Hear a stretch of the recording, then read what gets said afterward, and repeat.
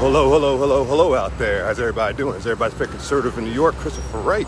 Hey, been another one of my momentous walk and talk videos. What's today's walk and talk going to be about? I want to talk about so many things. First and foremost, I want to give a quick shout out to all my patrons in the Foxhole app who are now checking me out on YouTube. The Foxhole app is like a new conservative YouTube that just came out. I did an interview with my man Methods and then Censor Abe on there. Guys, go check it out. If you haven't do it, Foxhole app, check it out. And with that said, let's talk about the situation at hand.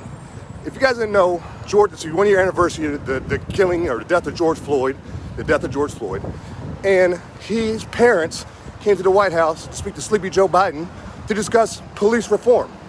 Of all people, Joe Floyd's parents, crackhead meth addict George Floyd, who put a gun to a pregnant woman's stomach when he was alive before he died, who's known for different physical altercations and drug charges and all this crazy stuff that he's done in the past. His parents get to go to the White House to talk to Sleepy Joe about police reform. Give me a break. So this is what's going on right now. He went down to the White House for that. And it's also, if you look at the situation at hand, his daughter was there. So they bring the daughter involved in this, young lady, 7-year-old daughter, trying to make her believe that her father was this innocent Martin Luther King type figure when he's far from that. And he and Joe Biden comes and does a press conference afterwards and says, oh, his little girl wanted to sit on my lap.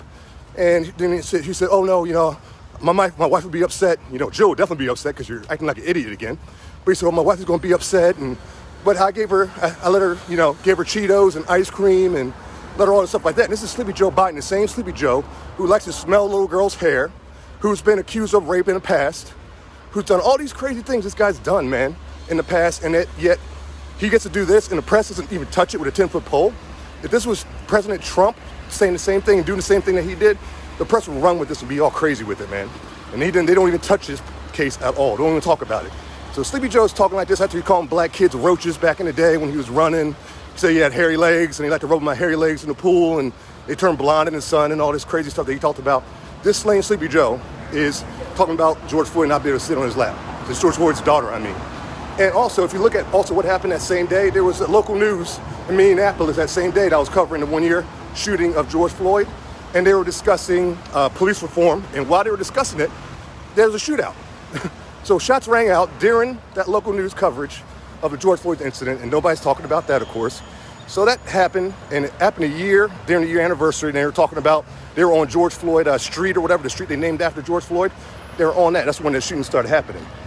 So people don't want to talk about this stuff, man. And right about 3 hours later, they did another report later on, 3 hours. And during that report, shootouts rang out again. There was 2 drive-bys on 2 separate reports on the local news. You don't hear about this. And people keep talking about George Floyd, poor George Floyd. This guy was an ex-criminal doing all this crazy stuff. And they want us to pay respects for him.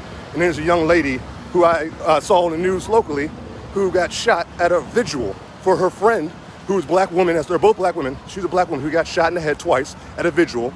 She was for her friend who got shot and killed at the club the night before. So the night before she got killed at the club, she's attending a friend's vigil and she gets shot in the head twice at the vigil.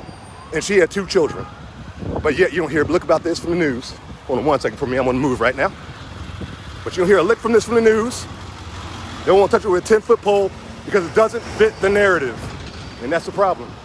That's a big problem.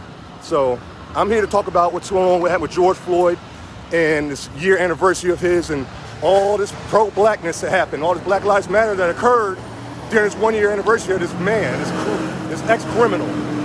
And this is insane, folks. This is who people are marching the streets for, burning down buildings for, rioting and looting for. And what does this prove? How does this benefit black people? How does this improve black life? What is the reason for this? This is insane, man. This is why the black community is so stuck, because we celebrate thug culture. We celebrate people like George Floyd. And when a black man goes to school, gets a degree, gets a good job, becomes a doctor, lawyer, then he's acting white. And people don't see the problem what's going on in the black community, man. Keep blaming, the white man, the white cop. None of that. This is the problem here. And you got a president who's just a freaking ex-rapist and freaking sniffing little girls' hair and holding babies in funny ways. He's talking about how George Floyd's daughter is not able to sit on his lap, and that's supposed to be benefiting the black people. That's sad. So, like always, everybody out there listening, God bless the United States of America, and God bless you all as well. Peace out.